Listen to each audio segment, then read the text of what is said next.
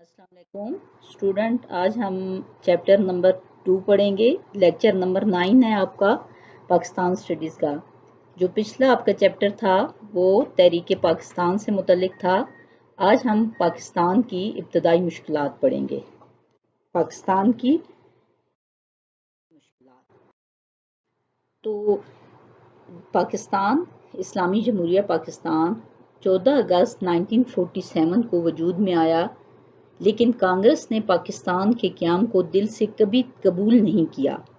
Lord Mount beaten اور سر red کلف نے کانگریسی رہنماؤں کو یہ کہہ کر راضی کیا تھا پاکستان بنانے کے لیے کہ ہم ایسا کمزور پاکستان دیں گے جو بعد میں ہندوستان میں ضم ہو جائے گا۔ لیکن یہ اللہ تعالیٰ کا خاص فضل و کرم ہے کہ ہمارا ملک ابھی تک موجود ہے۔ اللہ کے فضل و کرم سے قائد اعظم کی عظیم قیادت میں پاکستانیوں نے ان تمام مشکلات پر قابو پایا اور تمام حالات کا بہادری سے مقابلہ کیا، اور آہستہ آہستہ یہ ہوا کہ ان تمام مشکلات کو ختم کرتے ہوئے ہم نے اپنی جو ترقی کی راہ پر پاکستان کو گامزن کیا۔ پاکستان کی جو آزادی کا جو ہم دیکھتے ہیں تو اس میں ہمیں دو چیزیں نظر آتی ہیں۔ اس میں پاکستان کو انگریزوں نے اور ہندوؤں نے دل سے قبول نہیں کیا، تو اس کی ہمیں یہ صورتیں نظر آتی ہیں کہ انہوں نے پاکستان کی تقسیم میں بھی، یعنی ہندوستان کی تقسیم میں بھی کچھ ایسی مشکلات پیدا کی کہ پاکستان کے لیے مشکل ہو اور وہ اپنا وجود برقرار نہ رکھ سکے۔ اس میں سب سے پہلے ہمارے سامنے آتا ہے ریڈ کلف ایوارڈ کی ناانصافیاں۔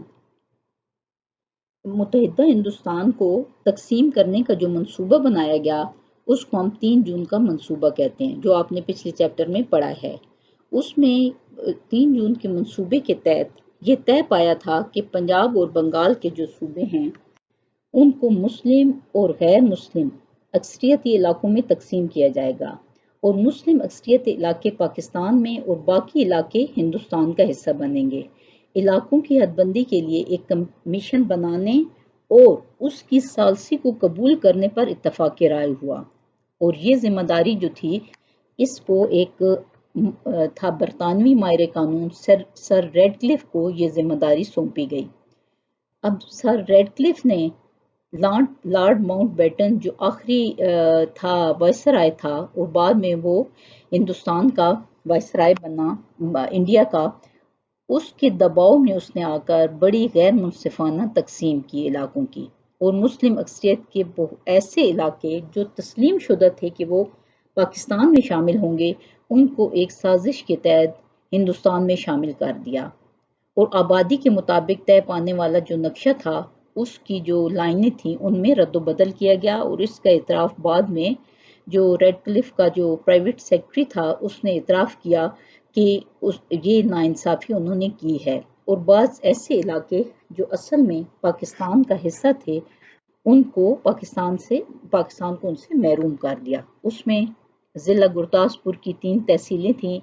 جو گرداسپور، پٹھان کوٹ اور بٹالہ، اور اس کے علاوہ ضلع فیروز پور کی تحصیل تھی زیرہ۔ یہ تمام جو تحصیلیں اور یہ علاقے جو تھے یہ کس کو سونپ دیے گئے؟ ہندوستان کو۔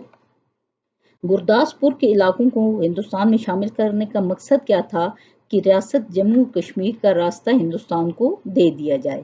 اب اس ناانصافی کا اثر کیا ہوا کہ ایک دونوں ملکوں کے درمیان ایک مستقل مخالفت کا بیج بو دیا گیا، اور یہ آج تک کشمیر کی صورت میں موجود ہے، یعنی مسئلہ کشمیر کو، یہ سرحدات کی جو تقسیم کی گئی ان میں مسئلہ کشمیر جو ہے اس کا بیج بو دیا گیا تھا، اور اسی مسئلہ پر ہماری 3 جنگیں ہو چکی ہیں، 1948 میں ہوئی، 1965 میں ہوئی اور 1971 میں۔ تو یہ اگر ہم اس کو دیکھیں تو یہ مسئلے کی جو ابتدا تھی یہ ریڈ کلف ایوارڈ کی ناانصافیوں کی وجہ سے تھی۔ اس کے بعد جو اگلا مسئلہ تھا پاکستان کی ابتدائی مشکلات میں وہ تھا انتظامی مشکلات۔ جب ہندوستان کی تقسیم ہوئی برصغیر پاک و ہند کی، تو بہت سارے جو سرکاری ملازمتیں جو تھیں، بڑے بڑے سرکاری افسر جو تھے ان کا تعلق یا تو وہ ہندو تھے یا انگریز تھے، تو تو پاکستان کے علاقوں میں جو سرکاری ملازمتوں پر جتنے بھی فائز غیر مسلم تھے، چاہے وہ ہندو تھے چاہے وہ انگریز تھے، تو وہ ہندوستان چلے گئے۔ دفاتر خالی ہو گئے، دفاتر میں فرنیچر، اسٹیشنری، ٹائپ رائٹروں کی بھی کمی تھی، اور اکثر یہ دیکھا گیا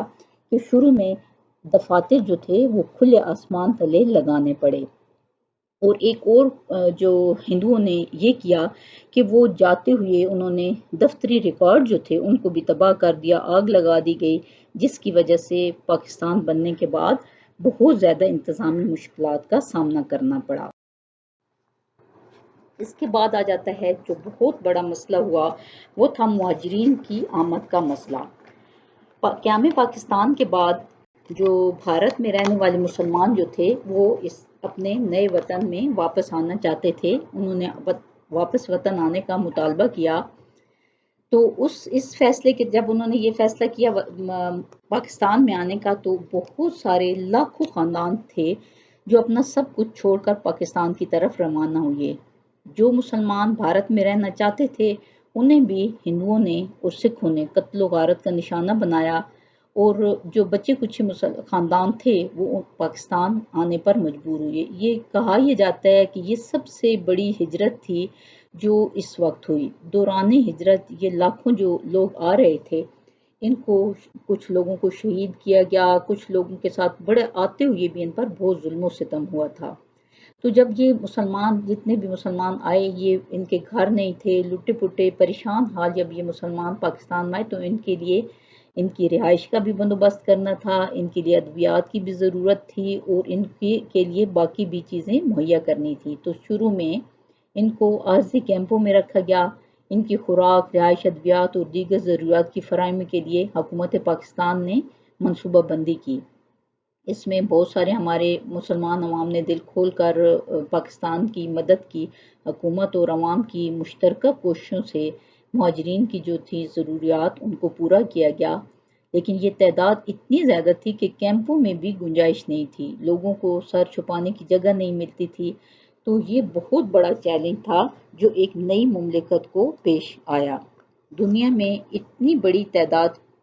جو تھی کا واقعہ کہیں بھی، ہجرت کی اتنی بڑی تعداد کا واقعہ کہیں بھی رونما نہیں ہوا تھا۔ اس دوران ان کے ظلم و ستم اور وہ جو تھے وہ اس میں یہ ایک اضافی ان پر ظلم و ستم تھا۔ پھر ان کو عارضی کیمپوں میں رکھا گیا اور اس طرح سے یہ مسئلہ حل کیا گیا۔ جو نیکسٹ جو ہے وہ ہے اثاثوں کی تقسیم۔ اب جب برصغیر پاک ہند کی تقسیم عمل میں آئی تو اس میں چاہیے تو یہ تھا کہ فوراً اثاثوں کو بھی تقسیم کر دیا جاتا۔ یہ انصاف کا تقاضا یہی تھا کہ اثاثوں کو پاکستان اور بھارت میں جو ایک ریشو ہے اس کے تحت تقسیم ہو جانا تھا، لیکن یہاں پر بھی بھارتی حکمرانوں نے ناانصافی سے کام لیا، اور بہانے سے انہوں نے پاکستان کو اس کا حصہ دینے سے انکار کر دیا۔ اس طرح سے وہ پاکستان کی معیشت کو تباہ کرنے کی نیت رکھتے تھے، اور انہوں نے ہر وہ حربہ استعمال کیا جس سے پاکستان کو اس کے اثاثوں سے محروم رکھا جا سکے۔ اب صورتحال یہ تھی کہ متحدہ جو برصغیر میں جو ریزرو بینک تھا اس میں ٹوٹل جو رقم تھی وہ 4 بلین تھی، اور یہ دونوں ممالک میں اس کو بانٹا جانا تھا۔ تناسب کے لحاظ سے پاکستان کا حصہ 750 ملین روپے بنتا تھا، لیکن بھارت یہ دینے پر آمادہ نہیں ہوا۔ پاکستان مسلسل مطالبہ کرتا رہا، اور پاکستان کے مسلسل مطالبے اور جو عالمی برادری تھی اس کا دباؤ پڑنے کے بعد بھارت نے صرف جو پہلی قسط تھی وہ 200 ملین ادا کی، اور باقی جو رقم تھی اس کو روک لیا۔ جو بھارتی وزیر تھا پٹیل، اس نے کہا کہ ہم اس لیے یہ رقم نہیں دے رہے کہ پاکستان اس کو کشمیر میں بھارت کے خلاف استعمال کرے گا، اور اگر پاکستان اگر اپنا حق جو ہے بھارت کا حق، پاکستان کشمیر پر بھارت کا اگر حق تسلیم کر لیتا ہے تو پھر ہم ساری رقم ادا کریں گے، لیکن پاکستان نے ظاہر ہے یہ سودے بازی نہیں کی۔ تو پھر اس کے بعد جو گاندھی پر جب بین الاقوامی برادری کا بہت زیادہ دباؤ پڑا تو پھر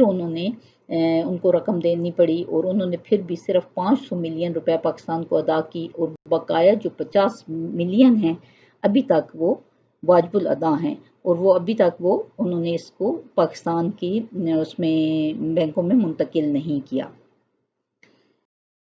اس کے بعد آ جاتا ہے فوج کی تقسیم۔ جس طرح سے اثاثوں کی تقسیم دونوں مملکتوں کے لیے ضروری تھی کہ اثاثوں کی تقسیم کی جاتی، اسی طرح فوج کی تقسیم کا بھی مسئلہ تھا کہ جو متحدہ جو بر صغیر کی فوج کو تقسیم کرنا چاہیے تھا، لیکن اس میں بھی یہ بھی ایک انصاف کا تقاضا تو یہی تھا کہ فوجی اثاثوں کو دونوں نئے ممالک میں جو آبادی کا تناسب ہے اس کے مطابق تقسیم کر لیا جاتا، لیکن اس معاملے میں بھی بھارت نے انصاف سے کام نہیں لیا، اور پاکستان اصل میں یہ تھا کہ بھارت پاکستان کو کمزور کرنا چاہتا تھا، کمزور رکھنا چاہتا تھا تاکہ وہ بھارت کا حصہ بننے پر مجبور ہو جائے۔ تقسیم سے پہلے متحدہ ہندوستان کا جو کمانڈر تھا وہ اس نے کہا تھا کہ افواج کو جو ہندوستان کا کمانڈر یہ چاہتا تھا کہ افواج کو بانٹا نہ جائے اور اسے ایک ہی کمانڈ کے تحت رکھا جائے، لیکن یہ انصاف کا تقاضا بھی نہیں تھا اور یہ مسلم لیگ نے اس موقف کو تسلیم کرنے سے انکار کر دیا۔ تو پھر مسلم لیگ کے بہت زیادہ اصرار پر یہ طے پایا کہ فوجی وسائل اور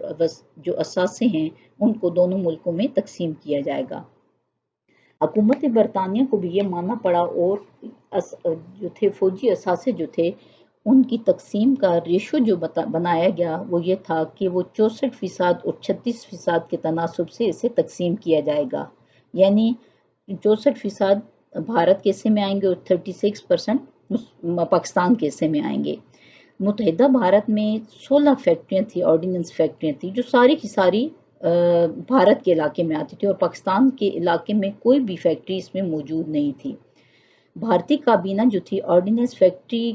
کیا وہ کسی مشینری کا کوئی پرزہ بھی پاکستان منتقل کرنے کے لیے تیار نہیں تھی، اور کافی اس کے بعد یہ طے پایا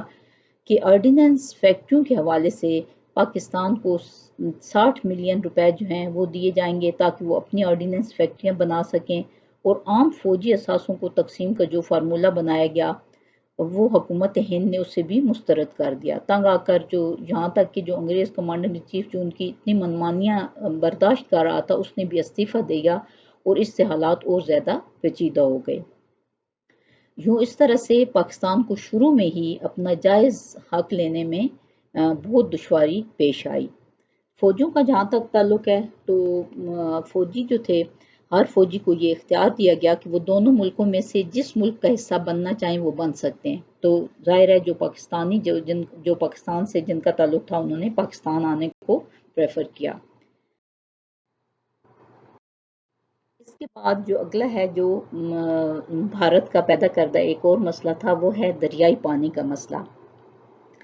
جو انٹرنیشنل لا ہے اس کے مطابق یہ ہوتا ہے کہ دریاؤں کے قدرتی بہاؤ کو نہیں روکا جاتا، یعنی جو جن دو یا دو سے زیادہ ممالک سے دریا گزرتا ہے وہ سارے اس کے پانی سے مستفید ہوتے ہیں، کوئی ملک دریا کا رخ بدل کر کسی دوسرے ملک کو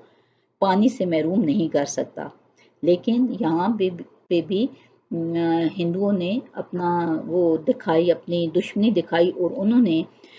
جو برصغیر میں پانی کا بحران پیدا کیا۔ جو پنجاب اور سندھ کو دریائے سندھ اور اس کے معاون دریا جہلم، چناب، راوی، ستلج اور بیاس سیراب کرتے آ رہے تھے۔ پنجاب جب دو حصوں میں تقسیم ہوا تو دریاؤں کی بھی تقسیم عمل میں آئی، راوی، ستلج اور بیاس بھارت کی سرزمین میں سے گزر کر پاکستان داخل ہوتے تھے، تو بھارت سے پاکستانیوں کو کوئی انصاف کی توقع نہیں تھی، اور اس نے 1948 میں مغربی پنجاب کو آنے والے پانی کا راستہ بند کر دیا۔ یہ پانی بند کرنا اس بات کے مترادف تھا کہ پاکستان کی جو معیشت کو تباہ کرنے کے مترادف تھا، کیونکہ پاکستان کی معیشت کا دار و مدار زراعت پر ہے، اور پنجاب اور سندھ کی معیشت تباہ ہو، یہ جو پانی کا روک لینا اس کو پنجاب اور سندھ کی معیشت کو تباہ کرنے کے مترادف تھا، کیونکہ ان علاقوں میں فصلوں کی آبیاری کا یقینی ذریعہ دریا ہی تھے، ان علاقوں میں بارشیں بہت کم ہوتی تھیں، تو یہ بھارت کی طرف سے پانی کی بندش کا مطلب یہ تھا کہ پاکستان کو قحط سے دوچار کرنا تھا، اور پاکستان کی زراعت کا جو دار و مدار زیادہ تر دریائی پانی پر تھا، تو یہ بہت بڑا ایک مسئلہ بھارت نے پیدا کر دیا پانی کو روک کر۔ تو اس میں بھی ہم یہ دیکھتے ہیں کہ جو یہ بھی زیادتی جو تھی ریڈ کلف کی سربراہی میں، اس میں بھی حد کمیشن، جو حد بندی کا کمیشن مقرر کیا گیا تھا، اس میں یہ بھی اس نے ایک ناانصافی کی تھی کہ جو اکثر جو ہیڈ ورکس تھے وہ مسلم اکثریت والے بھی بھارت کو اس نے دے دیے تھے، اور یہ سازش کیا تھی کہ پاکستان کی زراعت کو تباہ کرنے کے مترادف تھی۔ اس کے بعد بھارت نے ایک اور منصوبہ بنایا کہ وہ ایک بند بنائیں گے دریائے ستلج پر، ڈیم بنانے کا فیصلہ کیا۔ تو پاکستان نے اس پر سخت احتجاج کیا، کیونکہ اگر یہ بند بن جاتا، یہ ڈیم بن جاتا، تو اس سے پاکستان کے لیے کیا تھا کہ وہ تباہی اور قحط کی صورت میں اس کا نتیجہ نکلنا تھا۔ تو اس لیے پاکستان نے اس خطرے سے عالمی برادری کو آگاہ کیا، تو عالمی بینک نے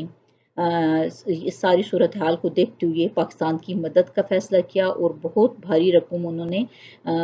کی ان کے لیے مختص کی پاکستان کے لیے، اور اس سے ایک معاہدہ کیا گیا، وہ تھا سندھ طاس معاہدہ، جس میں یہ طے پایا کہ 3 دریا یعنی راوی، ستلج اور بیاس، ان پر بھارت کا حق مان لیا گیا، اور 3 دریا سندھ، جیلم اور چناب یہ پاکستان کو دیے گئے۔ اور اسی طرح سے ورلڈ بینک کی مدد سے منگلا اور تربیلا 2 بڑے ڈیم اور 7 لنک کینال جو تھیں وہ بنائے جانے کا منصوبہ بنایا گیا۔ سندھ طاس منصوبہ کی بدولت دریائی پانی کا مسئلہ کافی حد تک حل ہو گیا، اور پاکستان کو اس طرف سے تسلی ہوئی۔ اس کے بعد اب آتا ہے ریاستوں کا تنازع۔ برصغیر کی جو دیسی ریاستیں تھیں وہ کسی حکمران، نواب یا راجے کے اندر خود مختار حیثیت ان کو حاصل تھی، اور ان پر کنٹرول جو تھا برطانوی حکومت کو حاصل تھا۔ ریاستوں میں برصغیر کی کل جو آبادی تھی وہ 1/4 رہائش پذیر تھی، اور 1/3 علاقے پر یہ ریاستیں مشتمل تھیں۔ جب آزادی کی طرف ہونے لگا، جب یہ برصغیر کی تقسیم کا فیصلہ ہونے لگا، تو برطانیہ نے یہ اعلان کیا تھا کہ ہم 20 فروری 1947 تک جو ریاستیں ہیں، حکومت برطانیہ انڈیا اور انڈین ریاستوں پر اپنا کنٹرول اٹھا لے گی۔ تو اس کے بعد ریاستوں کو یہ کہا گیا کہ وہ اپنے مستقبل کے بارے میں خود فیصلہ کریں۔ کابینہ مشن پلان کے حوالے سے ریاستوں کے حکمران کو کہا گیا کہ وہ اپنی حیثیت کو جیسے وہ اور اپنے مفادات کے تحفظ کے لیے دستور سازی کے عمل میں شریک بھی ہو سکتی ہیں، اور حکمرانوں کو کابینہ مشن نے یہ تلقین کی کہ وہ اپنے ریاست کا فیصلہ جو ہے وہ اپنی عوام کی پسند اور مذہبی رشتوں کا دھیان رکھ کر کریں گی۔ تو اس طرح سے جب یہ اعلان ہوا، تو اب ریاستیں، جو بہت ساری ریاستوں نے فیصلہ کر لیا، اس میں سے کچھ ہندوستان میں شامل ہو گئیں، کچھ پاکستان سے وابستہ ہو گئیں، لیکن کچھ ریاستیں ایسی تھیں جن کے بارے میں کوئی قدم فوری طور پر تو نہیں اٹھایا جا سکا۔ تو ان ریاستوں پر، جن میں جو ہم ابھی ان کا ذکر کریں گے، ان ریاستوں پر بھارتی افواج نے فوج کشی کی اور ان پر اپنا قبضہ کر لیا۔ اس میں سب سے پہلے جو ہم دیکھیں گے وہ ہے ریاست حیدرآباد دکن کی۔ اب جیسے یہ حکومت برطانیہ کی طرف سے یہ کہا گیا تھا کہ ریاستیں اپنے مذہبی وابستگی کی بنیاد پر اور جغرافیائی جو ان کا ہے اس کے لحاظ سے فیصلہ کریں گی کہ وہ کس ریاست میں شامل ہونے، وہ پاکستان میں شامل ہونا چاہتی ہیں یا ہندوستان میں۔ تو اس طرح سے اگر دیکھا جائے تو سب سے پہلے ہم جب ریاست حیدرآباد دکن کی بات کرتے ہیں، تو اس ریاست کا حکمران جو تھا نظام تھا۔ نظام کے تحت یہ ریاست چل رہی تھی، اور وہ نظام حیدرآباد دکن جو تھا وہ مسلمان تھا، لیکن عوام کی اکثریت جو تھی اس کا تعلق ہندوازم سے تھا۔ اب یہ تھا کہ نظام جو تھا عوام میں ہر دل عزیز تھا، ریاست کی معاشی حالت بھی بہت اچھی تھی، اور نظام مسلمان ہونے کے ناطے یہ چاہتا تھا کہ پاکستان سے الحاق کر لے، لیکن بھارتی حکومت نے سخت جو ہے ان پر دباؤ ڈالا، اور لارڈ ماؤنٹ بیٹن نے بھارت کا جو پہلا گورنر جنرل کی حیثیت سے اس نے نظام کو مجبور کیا کہ وہ اپنی ریاست کی جغرافیائی حیثیت کو مد نظر رکھتے ہوئے اس ریاست کا یعنی ریاست حیدرآباد دکن کا الحاق بھارت سے کر دے۔ نظام جو تھا اس بات پر راضی نہ ہوا، اور وہ یہ چاہتا تھا کہ اسے وہ پاکستان کے ساتھ بھی الحاق نہیں نہ ہو، اور آزاد اور خود مختار ریاست کی حیثیت سے ہم اپنی ریاست کو چلا سکیں۔ تو بھارت نے یہ ہوا کہ وہ بھارت کی جو الحاق کی دستاویز پر جو سائن کرنے کے لیے جب اسے لارڈ ماؤنٹ بیٹن نے کہا تو اس پر رضامند نہیں ہوا۔ نظام نے اقوام متحدہ کی سلامتی کونسل سے ایک درخواست کی جس میں اس نے بھارتی رویے کے بارے میں ان کو بتایا، لیکن اسی دوران ابھی یہ معاملہ زیر غور ہی تھا کہ 11 ستمبر 1948 کو بھارتی افواج نے دکن پر حملہ کر دیا اور 17 ستمبر 1948 کو نظام کی افواج نے ہتھیار ڈال دیے اور بھارت نے اس ریاست پر قبضہ کر لیا۔ اسی طرح سے دوسری جو ریاست تھی وہ جونا گڑھ کی ریاست تھی۔ اس کا بھی نواب مسلمان تھا، یہ نواب کے زیر اثر تھی اور اس کی بھی آبادی جو تھی وہ ریاست حیدرآباد دکن کی طرح غیر مسلم تھی۔ یہ ریاست 480 کلومیٹر کے فاصلے پہ کراچی سے، آبادی 7 لاکھ کے لگ بھگ تھی۔ اب نواب نے پاکستان سے الحاق کا اعلان کر دیا، لیکن اسی طرح سے بھارت کے governor general Lord Mountbatten نے الحاق کو تسلیم نہ کرنے اور جونا گڑھ کو بھارت کا ایک حصہ ثابت کرنے کے حق میں دلائل دینے شروع کر دیے۔ پاکستان نے نواب جونا گڑھ کے الحاق کے اعلان کو قبول کرتے ہوئے ایک خط جاری کیا تو بھارت نے اور governor general Lord Mountbatten نے اس کو یہ کہا کہ یہ تو بھارت کی اس جو توسیع کی ہے پاکستان نے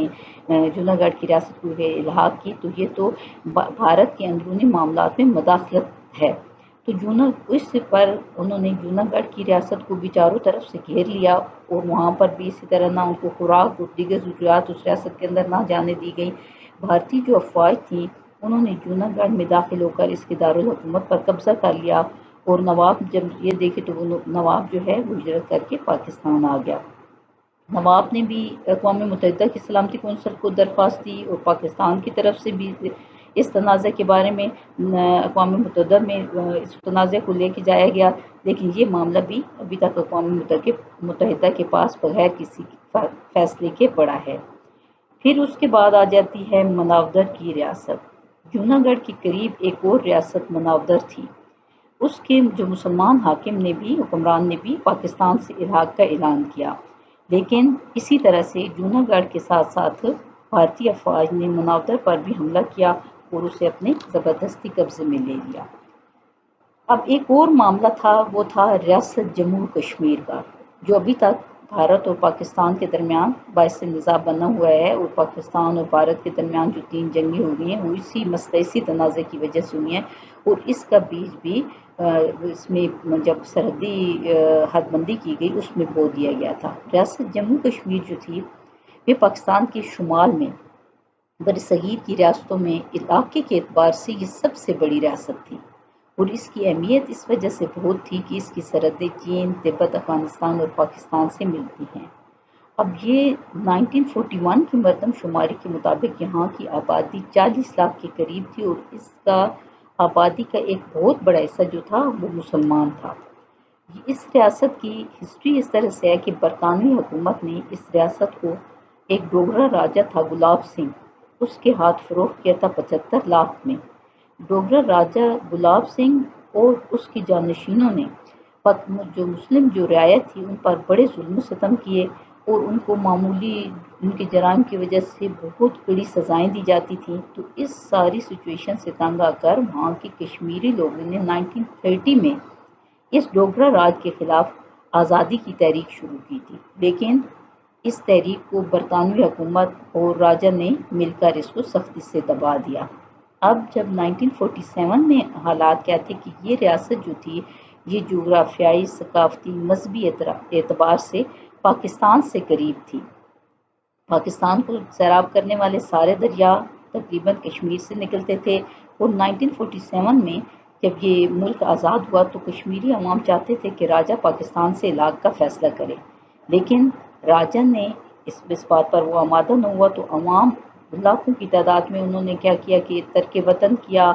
بہت سارے مسلمانوں کو اس میں شہید کر دیا گیا۔ راجہ نے سختی سے کام لیا اور جو یہاں کے لوگوں نے جو تحریک چلائی اس کو کچلنے کے لیے سختی سے کام لیا، لیکن یہ تحریک پھر بھی دبائی نہیں جا سکی تھی اور راجہ نے بھارتی حکومت سے مدد کی درخواست کی تو بھارت نے اپنی فوجیں ریاست میں اتارنی شروع کر دی، اور ساتھ ہی جو بھارت نے یہ دباؤ راجا پر ڈالنا شروع کر دیا کہ وہ بھارت کے ساتھ الحاق کر دے۔ راجا ایسا نہیں چاہتا تھا، وہ اس سے کتراتا رہا، لیکن بھارتی حکومت نے ایک جعلی دستاویز تیار کی اور اعلان کیا کہ راجا نے ریاست کو بھارت میں شامل کرنے کی درخواست کی ہے، جسے بھارت نے مان لیا ہے۔ اب اس کے ساتھ ہی کشمیری عوام جو وہاں کے لوگ تھے انہوں نے تحریک چلائی راجا کے خلاف، وہ تحریک چلا رہے تھے۔ جب یہ اس پر الحاق کا انہوں نے سنا تو انہوں نے باقاعدہ طور پر ہتھیار اٹھا لیے، اور ان کی جو قیادت کر رہے تھے، جو مسلمان جو جہاد میں جو شریک تھے، ان کی جو سابقہ کشمیری فوجی تھے وہ ان کی قیادت کرنے لگے۔ رضاکار بھی اس میں شامل ہو گئے، اور پاکستان کی بھی عوام کی بھی ساری پوری ہمدردیاں، اخلاقی، مالی، ہر لحاظ سے اس کے کشمیریوں کے ساتھ کشمیریوں نے بہت سا علاقہ جو ہے راجا کے قبضے سے نکل گیا۔ تو اس آزادی کے لیے لڑنے والوں کا جب پلڑا بھاری ہونے لگا تو بھارت نے یہ دیکھتے ہوئے اقوام متحدہ نے درخواست کی، تو اقوام متحدہ کی سلامتی کونسل سے اس وقت 2 قراردادیں پاس ہوئی تھی اور دونوں ممالک کو جنگ بند کرنے کا کہا گیا۔ حد بندی کیے جانے کا فیصلہ بھی کیا گیا۔ اقوام متحدہ نے واضح طور پر کہہ دیا کہ کشمیری عوام کہ اب ان ریاستوں کا فیصلہ کیسے ہوگا کہ کشمیری عوام کی رائے سے کیا جائے گا، تو ان کی مرضی کے مطابق کشمیر کا الحاق بھارت یا پاکستان سے ہو جائے گا۔ پاکستان اور کشمیری مجاہدین نے اپنی برتر فوجی پوزیشن کے باوجود قراردادوں کا احترام کیا اور جنگ بندی پر آمادگی ظاہر کر دی، لیکن ابھی تک استصواب رائے کو بھارت ٹالتا آیا ہے، اور جو 2 جنگیں ہوئی ہیں اسی بنیاد پر ہوئی ہیں، اور اس میں کشمیر کا مسئلہ ابھی تک حل نہیں ہو سکا۔ پچھلے کچھ سالوں سے اس تحریک میں بہت کشمیریوں کی تحریک میں تیزی آئی ہے، اور جو گزشتہ سال ہے اس میں تو انہوں نے باقاعدہ طور پر بھارت کا حصہ اسے قرار دیا ہے، اس کو کشمیر کو۔